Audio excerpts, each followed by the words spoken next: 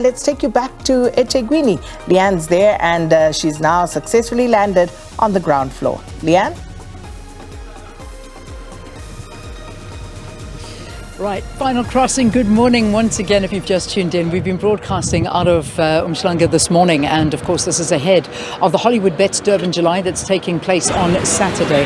And we are broadcasting, and we have been broadcasting from the beautiful newly opened Radisson Blu. And I must say it's a fantastic thing to see this monstrosity being opened under the most difficult of situations. And that, of course, was the things we've been talking about all morning, whether it be COVID, whether it be floods, riots, stage 6 load shedding, which, by the way, I do see news coming through now that workers are returning to work, and hopefully that's not going to be a threat. That's going to be happening for the Durban July over the weekend, that terrible load shedding story that we've got. But let us talk to my last guest that we've got with you, the wonderful Brian Mpono, who is the Group Corporate Affairs Director of Oceans Umhlanga Development, and Marius Earle, who is the GM of the Radisson Blu Durban Umhlanga Hotel. So wonderful to have both of you, and thanks so much for hosting us here today. It's been a pleasure, really has.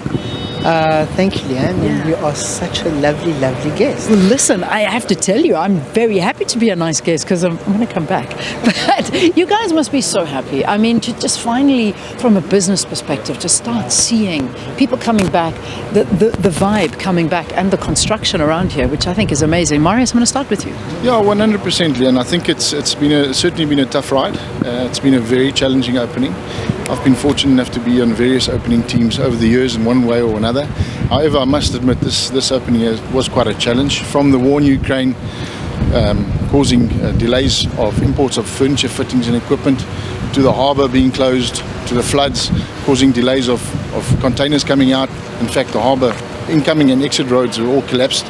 So obviously that caused a delay in delivering of the equipment and the furniture and fittings, and that further was compounded by the fact that our building contractors were delayed through the floods.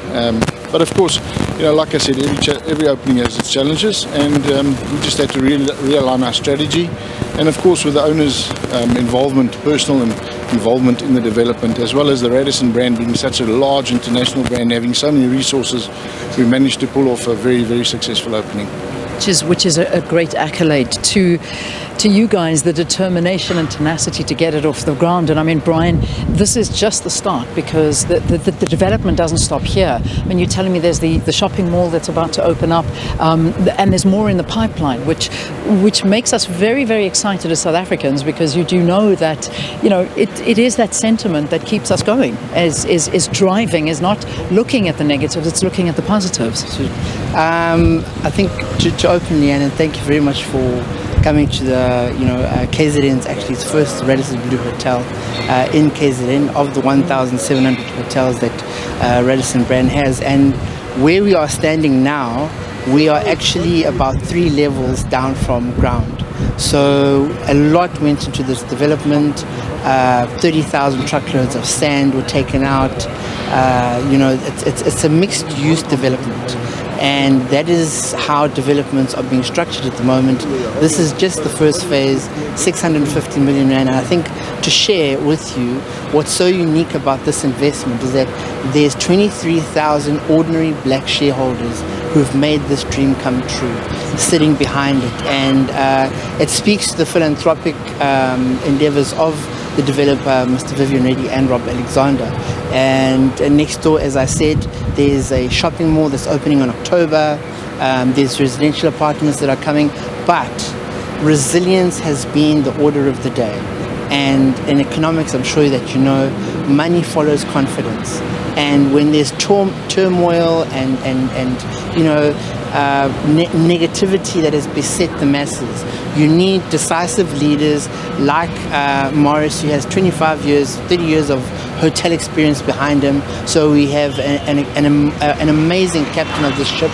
But at a bigger level, you need leaders who come up and say, listen, yes, the economy is down, but look, when night comes, the sun comes out the next day. And that is what Oceans stands for, is that in the city of Durban, we are saying Durban is open for business.